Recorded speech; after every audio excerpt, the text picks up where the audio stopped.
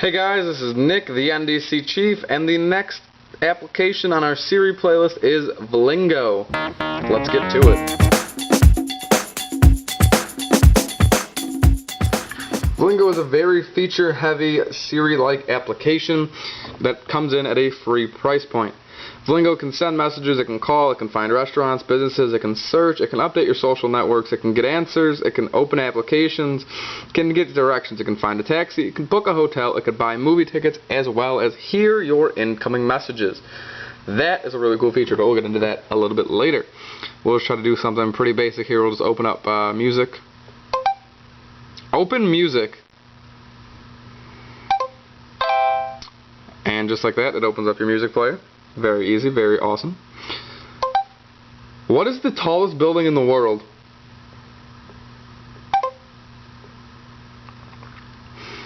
As we wait for it to get the response here, the link for download will be in the description for this application while it continues to think here. Personally, I like Vlingo quite a bit. And it says no answer found, even though it clearly says it can do what's the tallest building in the world. You're going to find a couple little bugs here and there with Vlingo, with searching and stuff like that. But where I think Vlingo really shines is the in-car mode. The fact that it is in-car. The fact that it will read your messages to you, you can call and you can text people without ever using your hands on your device. Say your phone's just sitting on the dashboard and I want to send a text to somebody. If I want to say my buddy Andrew, if I can say I'm driving, hey Vlingo, what would you like to do? Send text to Andrew Dillard.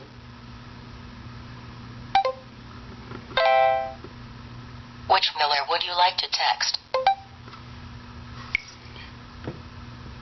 And then you can say, hey Vlingo, and say your message. How are you? Message, how are you? Say send, cancel, or speak your message. Cancel. Okay, cancel. And just like that, you could call, you could text, you could do whatever you want like that without ever having to touch your device, which is a really cool feature. I like having Save Reader on with this application because it'll read your incoming messages. Say if you get a message, it'll say exactly what the message said, and then you can say reply, and send your reply right on its way without ever actually touching your device, which is a very cool feature to see. How does Vlingo rank among the other Siri applications? Productivity-wise, with calling and texting, it's probably the best, but as far as finding restaurants and businesses and the weather and stuff, it's probably average. You're going to find different spots where you're not going to get the right answer or no answer at all, in my case, with the what's the tallest building in the world. But if we can try to do one more thing, we'll try to get navigation here. Navigate to O'Hare International Airport. It says I could do JFK, so, and let's see. Let's see if we can get the proper navigation here. It's all about signal sometimes. And just like that, it did indeed get me the right directions to O'Hare. Very cool. Very cool that it could do that for you. That's really about the list of features that it all does here. I'll go through it one more time. You can send messages, you can call, you can find restaurants, businesses, you can update your social networks, you can get answers, supposedly. You can open applications, you can get food, you can get directions, a taxi, a hotel, movie tickets.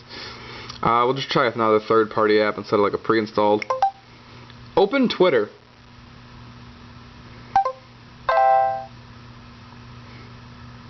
And it opened up my Twitter.